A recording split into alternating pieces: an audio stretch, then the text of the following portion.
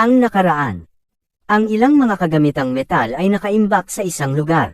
May nagsabi na sinong mag-aakalang may isang lungsod na nakabaon sa ilalim nito. At sinabi din niyang, hindi rin mababa ang kanilang mga pagsulong sa teknolohiya dahil masyado itong advance. Sayang lang dahil nawasak ito. May isang sundalo na may kausap sa radio at nagsabi na, nakuha nila ito at naiintindihan. Nag-report siya sa department head na mayroon emergency sa kanilang department, at habang mayroong ipinakitang isang lalaking mukhang malakas na may maskara at mahaba ang buhok. Siya pala ang kanilang department head na pinakamalakas sa kanila. Sa pagpapatuloy, nagsimula ang chapter kung saan may makikitang mga taong sunog ang buong katawan, habang ang isa ay nakaupo sa harap ng malaking pintuan na may dalawang bangkay pa sa paligid nito. Habang ang department head ay nakatingin lang dito, tinawag siya ng kanyang tauhan sa likod at sinabi niya sa department head nila na mayroon emergency, tungkol kay Professor Jamie na nahuli kamakailan at ngayon ay nakatakas din. Napatingin ang tauhan sa isang direksyon at parang nabigla, nagtataka siya habang sinasabing totoo ba ito. At sinabi sa kanya ng department head na ang mga katawan na ito ay mga labi ng mga taong mula pa noong unang panahon. Ipinaliwanag niya na ang bangkay na ito ay may higit sa 134 na bali sa kanyang katawan, na parabang ito ay binugbog ng isang uri ng halimaw. Habang tumitingin ang isang tauhan sa paligid, nagtanong ang department head kung ano ang mas nakakapagtaka dito, ang mga bangkay na sunog ang buong katawan, o kaya dahil ang kanilang mga bangkay ay hindi pa nabubulok kahit na matapos ang 1,000 taon, at sinabi din niya na ang mga ito ay karaniwang walang mga laman na shell, at wala silang mga halaga sa pananaliksik nila. Nagsalita ang tauhan na nagsabing, tila may bakas ng malaking labanan dito. Habang may tinitingnan at namamangha sa antas ng teknolohiya nila, iniisip niya kung anong uring halimaw ang maaaring gumawa sa kanila nito. Sinabi ng department head sa kanila na umalis na sila dito, dahil wala na silang mahahanap pa, at tinanong niya na kung anong emergency ang sinasabi niya sa kanya kanina. Habang sinagot siya ng tauhan at sinabi na ang pinuno ng departamento ng Beyonders Academy ay nag-recruit kamakailan ng isang bagong pangulo, at ang tao na iyon ay ang nakahuli kay Professor Jamie. Ipinaliwanag niya na sa ilang kadahilanan na pagkahuli kay Professor Jamie ay muling nakatakas. At marami ring presidente ang nasaktan habang pinipigilan nila ang mga kumuha sa propesor. At nasa state of emergency na ngayon ang HQ, sinabi din niya sa department head na ang kanilang combat power ay lubhang kulang. Matapos na marinig ang lahat ng mga ulat, sinabi sa kanya ng pinuno ng departamento na dapat kaagad silang pumunta. Habang ang isang tauhan ay biglang nagtaka, sa kakaibang bagay na kanyang nakita, at aksidente niya itong nahawakan. Napansin nila na ang mga kagamitan na gumana, laking gulat ng tauhan at ganon din ng department head, na napatingin sa paligid na may biglang lumitaw na mga bola na kanilang ipinagtaka, at napatingin silang lahat sa isang direksyon na kanilang napansin. Isang hologram figure ang lumitaw sa harap nila. Nagulat ang tauhan nang malaman na ang teknolohiya sa ilalim ng lupa ay maaari pa ring gumana pagkatapos ng isang malaking pagkasira.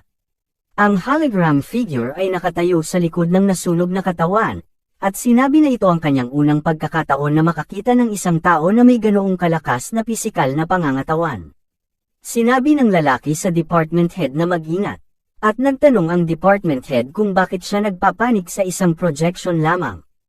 Ang inaasahan nila na hologram ay tila nagiging static sa harap nila. Sinabi ng hologram figure sa pinuno ng departamento na maaari pa niya siyang palakasin hanggat ipinapangako niya sa kanyang buhay, na paprotektahan niya ang sibilisasyon ng mga tao. Ang sunog na katawan ay hindi gumagalaw at ang hologram figure ay nakatayo lang sa likod nito habang kinakausap sila. Sinabi ng department head na natural lang na protektahan niya ang sibilisasyon ng tao, kaya hindi na kailangan paalalahanan pa ng mga nakatatanda. Sinabi niya sa hologram figure na gusto lang naman niyang mas maunawaan pa ang mga sinaunang tao. Kaya tinanong niya sa hologram figure kung paano sila nawala. Habang ang hologram figure ay nag-project ng isa pa sa ibabaw ng ulo niya, at tumangala ang dalawang lalaki na naghihintay na may ipakita ito sa kanila, habang ang hologram figure ay nagpakita sa kanila ng isang larawan ng zombie. Tumahimik sandali ang hologram figure habang ipinapakita sa kanila ang larawan, nagtataka ang tauhan at tinanong ang department head kung totoo ba itong nakikita nila. Ipinaliwanag ng hologram figure noong 1,000 taon na ang nakalipas, hindi ganito ang hitsura ng mundo na may dalawang malalaking kontinente lamang. Ang mundo noong panahong iyon ay nahahati sa 7 malalaking kontinente at 8 malalaking karagatan at mayroong mahigit 100 bansa, sinabi niya na sila noon ay maluwalhati. At para sa kapakanan ng pagtaas ng kapangyarihan ng sangkatauhan, tinipon nila ang lahat ng kanilang mga mapagkukunan ng kapangyarihan, at matagal na din nilang nagawa ang mga teknolohiyang kakailanganin nila upang makabuo ng mga sasakyang panghimpapawid. Nakamit na din nila noon ang antas ng teknolohiya na hindi pa nagagawa ng iba. Noong panahong iyon, nakipaglaban pa sila sa mga dayuhan, na kahit ang kanilang mga advanced na teknolohiya ay walang nagawa para sa kanila. At para naman sa mga halimaw na nakatago lamang sa ilalim ng lupa, na hindi nila pwedeng banggitin. Sinabi ng hologram na hindi sila kailanman nanalo dito. Tinanong ng lalaki ang hologram na kung bakit naman, habang nagtataka ito. Sinabi sa kanila ng hologram figure na ito ay dahil sa kanya, na tumutukoy sa larawan ni zombie sa projection. Biglang natahimik ang dalawa, matapos marinig ang sinabi ng hologram figure, habang nakatingin sa larawan ni zombie. Tinanong ng lalaki ang department head kung sa tingin ba niya ay niloloko lang sila ng hologram na ito, dahil mukhang hindi naman malakas ang nasa larawan.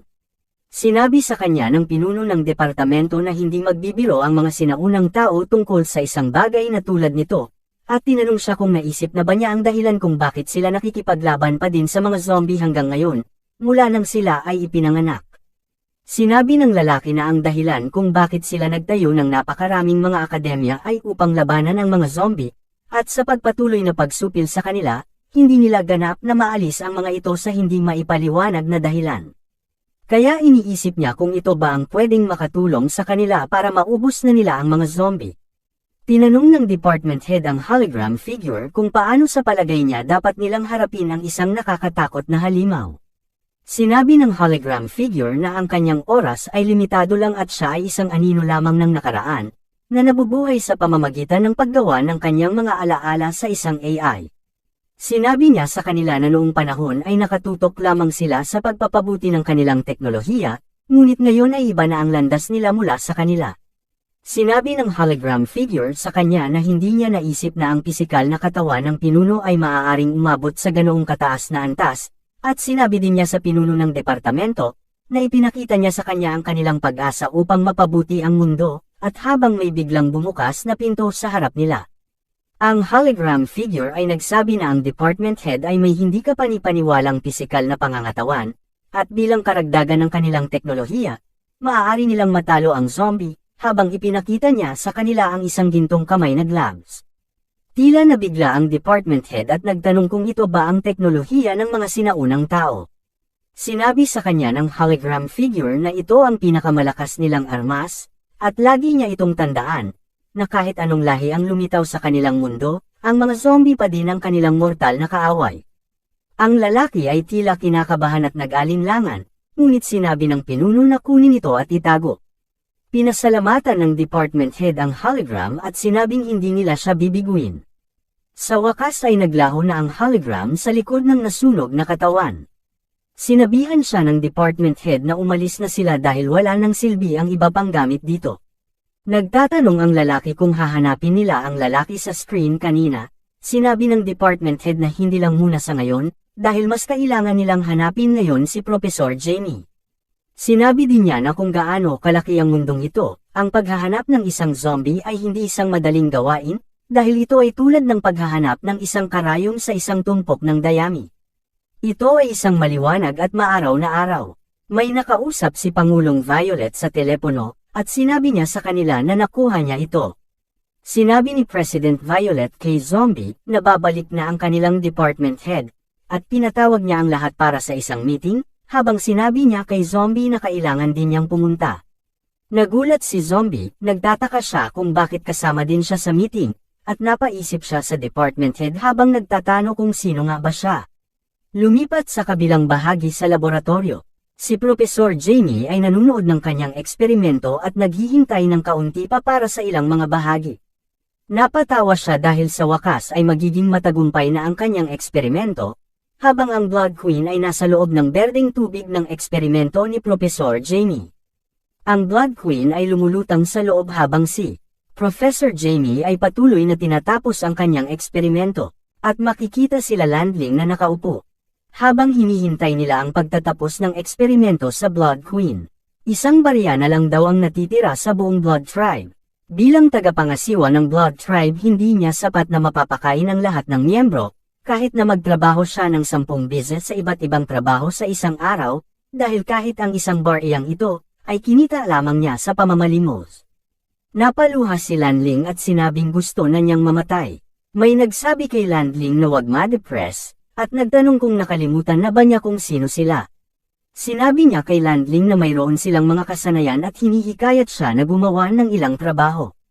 Sinabihan siya ni Landling na huwag na siyang magpaligoy-ligoy pa, at tinanong kung anong uri ng trabaho ang maaari nilang gawin.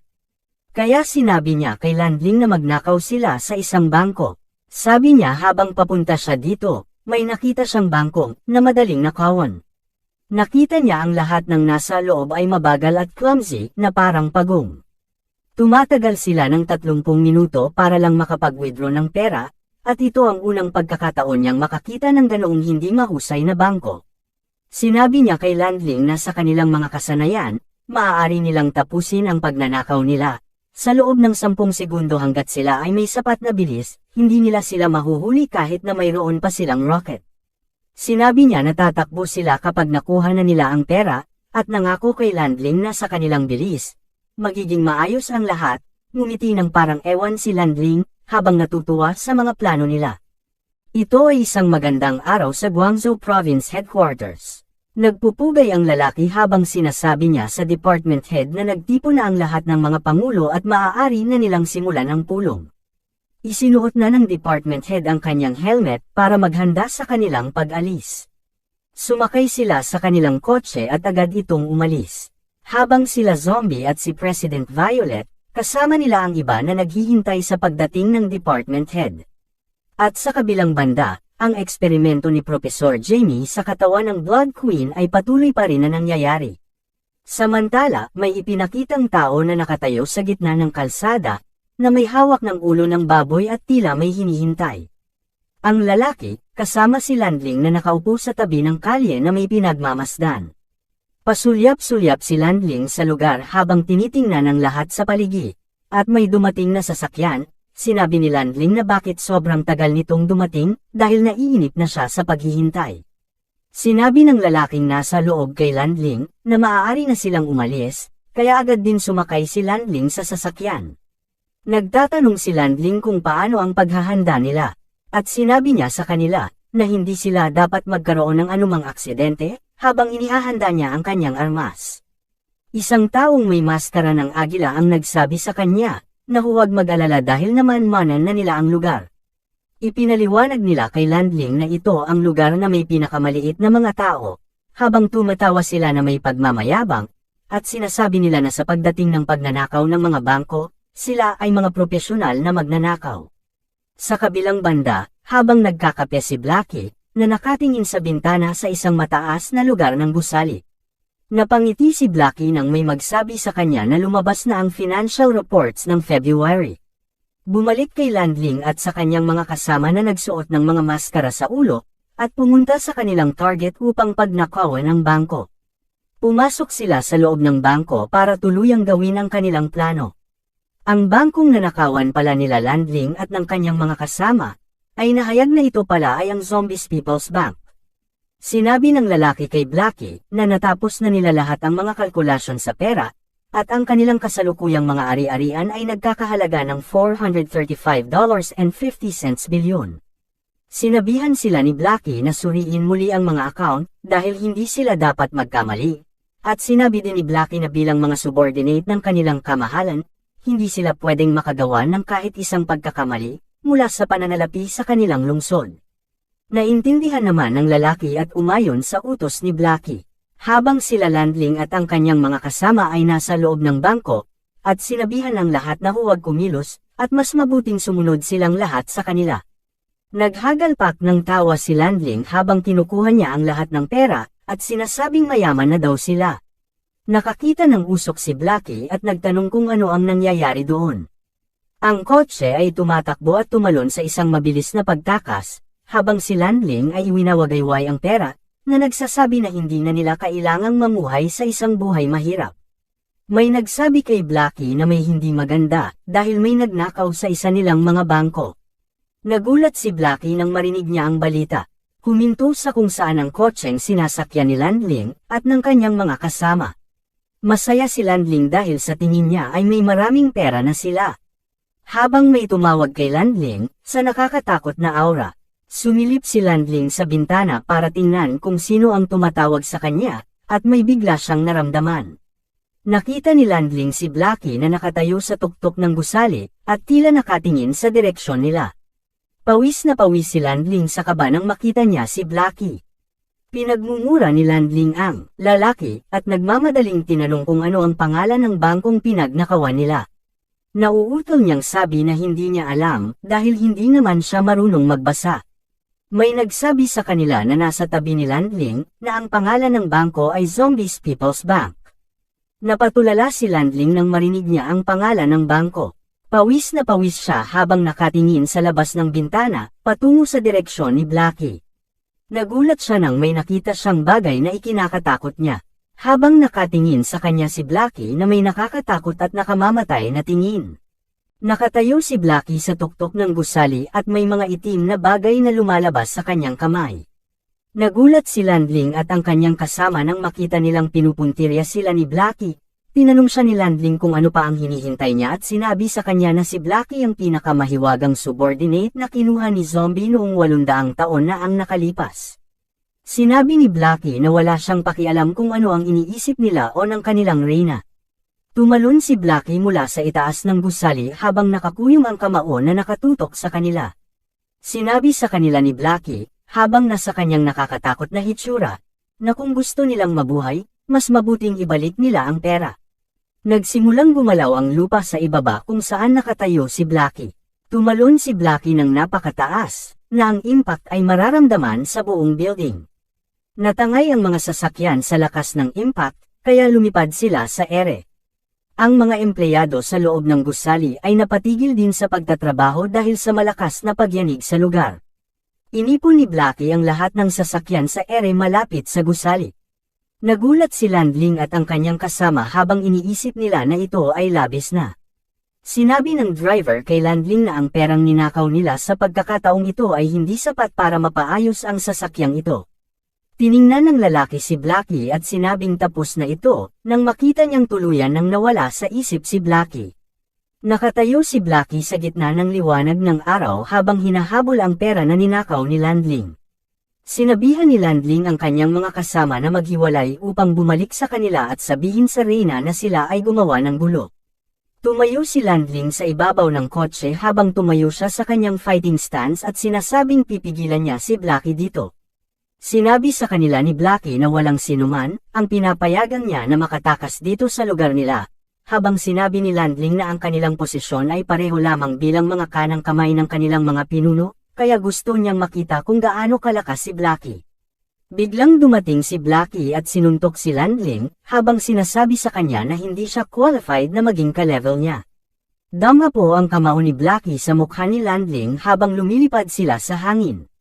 Tinawag si Landling ng kanyang dalawang kasamahan habang sinusubukan nilang tumakas, ngunit pinalipad din sila ni Blackie sa malayo at humihingi sila ng tulong. Ito ay isang maliwanag na araw sa punong tanggapan ng distrito ng Guan Headquarters. Sina Pangulong Violet at Don, kasama ang iba pang mga tao, ay nagtipon sa loob ng distrito. Tumayo ang department head sa harap nila at binati siya.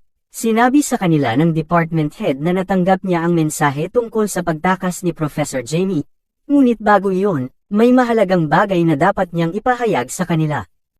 Nag-clear throat muna ang department head bago mag-announce. Ang kanyang mga kasamang lalaki ay nakatayo sa tabi niya habang naghihintay ng anunsyo. Ipinakita niya sa kanila ang gintong gloves na natanggap nila mula sa hologram figure. Nakita nila sa harap ang gintong gloves at nagsimulang magtanong kung ano nga ba ito, habang ang iba ay nagtataka na ito ay isang gintong kanang braso. Sinabi sa kanila ng department head na ito ay isang piraso ng teknolohiya mula pa noong unang panahon. Nagulat sila sa narinig, at ang iba naman ay namangha nang malaman na ito ay isang sinaunang teknolohiya. Natigilan din si Pangulong Violet nang marinig ang balita, at ang iba ay tila nagtataka kung totoo ba ito. Sinabi ng department head na ito ay isang bagay na natagpuan niya sa pinakamalalim na bahagi ng lupa. Ipinaliwanag niya na sa oras na nakarating sila doon, ang anumang kapaki-pakinabang na impormasyon tungkol sa sinaunang sibilisasyon ay ganap na nasira. May isang lalaki na tumawa at sinabi sa department head na sa sinaunang teknolohiya, si Professor Jamie at ang baluktot na babae ay hindi na dapat banggitin kahit kailan. Sinabi ng department head na hindi nila kailangang gamitin ito laban kay Professor Jamie, dahil gagamitin lang ito nila sa mas malaking banta. Sinabi sa kanila ng department head na ayon sa mga larawang iniwan ng isang projection ng mga sinaunang tao, mayroong isang mas nakakatakot na halimaw na naninirahan sa mundong ito. Sinabi niya na ang mga sinaunang sibilisasyon ay nalipol ng mismong halimaw na ito, na nagresulta sa kanilang pagkawala. Nagtataka sila sa halimaw na ito, at tinanong kung sino nga ba ito. Nagtanong si Pangulong Violet kung nagbibiro lang ba siya, at kung sinasabi ba niya na mayroong isang halimaw dito sa lupa na umubos sa buong sinaunang sibilisasyon. Sinabi ng department head na tama ito, at binigyang diin ng sinaunang tao na dapat nilang ituring ang halimaw na ito bilang isang banta ng pinakamataas na antas. Sinabi ng department head na ito ay isang halimaw na pumuksa sa isang buong sibilisasyon, kaya dapat silang maging maingat. Habang ang halimaw na pinag-uusapan nila, ay hindi niya napansin na nasa harapan na pala niya. Kung nagustuhan niyo po ang video na ito, please pa-like at subscribe at i-click niyo na din po ang notifications bell para palagi po kayong updated sa mga bago nating videos. Maraming salamat po.